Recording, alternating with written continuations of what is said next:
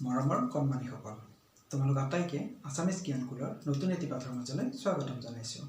আশা কৰোঁ তোমালোক আটাই ভালে কুশলে আছা। আজিৰ পাঠত আমি শিকিম স্বৰচিহ্ন বা কাৰচিহ্নসমূহ।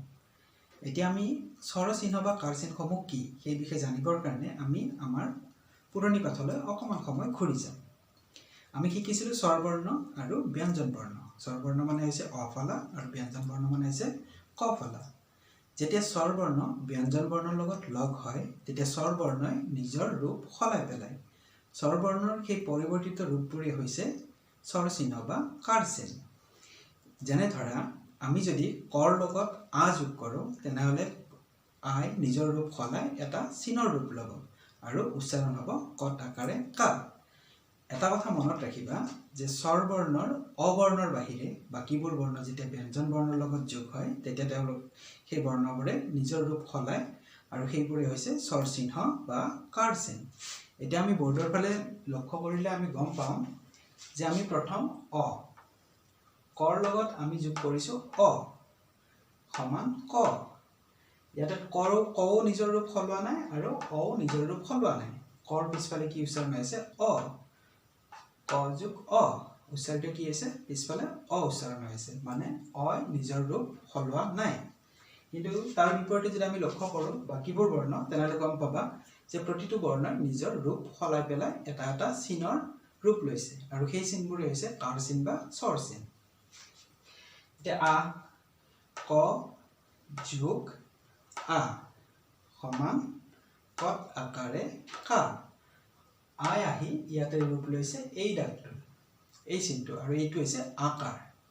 তেনেদৰে হ্ৰস্বই ৰূপ লৈছে এইটোৰ হ্ৰস্বইকাৰ ক যোগ হ্ৰস্বই সমান কত হ্ৰস্বইকাৰে কি।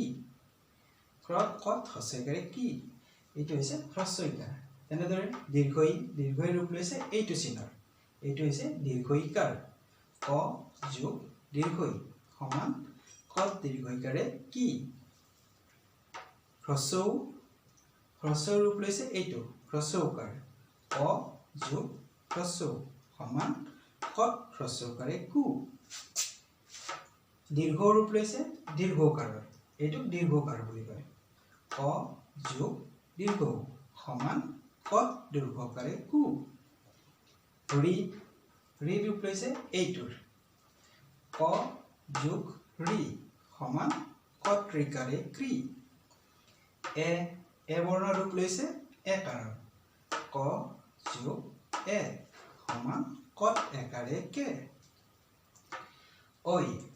ঐ ৰূপ লৈছে ঐকাৰ ক যোগ ঐ সমান কত ঐকাৰে কৈ।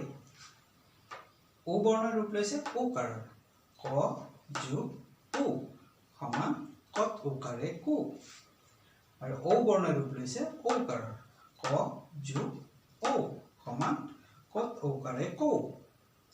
এতিয়া তোমালোকে বুজি পালা, ইয়াতে গোটেইকেইটাতে আমি ক লিখিছোঁ। ক হৈছে ব্যঞ্জন বৰ্ণৰ বৰ্ণ আৰু এইফালে হৈছে স্বৰবৰ্ণ। যেতিয়া স্বৰবৰ্ণ ব্যঞ্জন বৰ্ণৰ লগ হৈছে তেতিয়া স্বৰবৰ্ণই নিজৰ ৰূপ সলাই পেলাইছে কেৱল অৰ বাহিৰে। আ লৈছে আকাৰৰ ৰূপ, হ্ৰস্বইকাৰে লৈছে হ্ৰস্বইকাৰৰ ৰূপ, দীৰ্ঘইকাৰে লৈছে দীৰ্ঘইকাৰৰ ৰূপ, হ্ৰস্বউকাৰে লৈছে হ্ৰস্বউকাৰৰ ৰূপ, দীৰ্ঘকাৰে লৈছে দীৰ্ঘকাৰৰ ৰূপ, ৰিয়ে লৈছে ৰিকাৰৰ ৰূপ, এ লৈছে একাৰৰ ৰূপ, ঐ লৈছে ঐকাৰৰ ৰূপ, ঔ লৈছে ঔকাৰৰ ৰূপ আৰু ঔ লৈছে ঔকাৰৰ ৰূপ। এইখিনি হৈছে স্বৰচিহ্ন বা কাৰচিহ্ন। তোমালোক আটাইকে ধন্যবাদ জনাইছোঁ আমাৰ ইউটিউব চেনেল আছামিজ জ্ঞানকুলৰ লগত সংযোগ হৈ থকাৰ কাৰণে, আৰু পৰৱৰ্তী পাঠৰ কাৰণে সংযোগ হৈ থাকিবা আমাৰ চেনেলৰ লগত।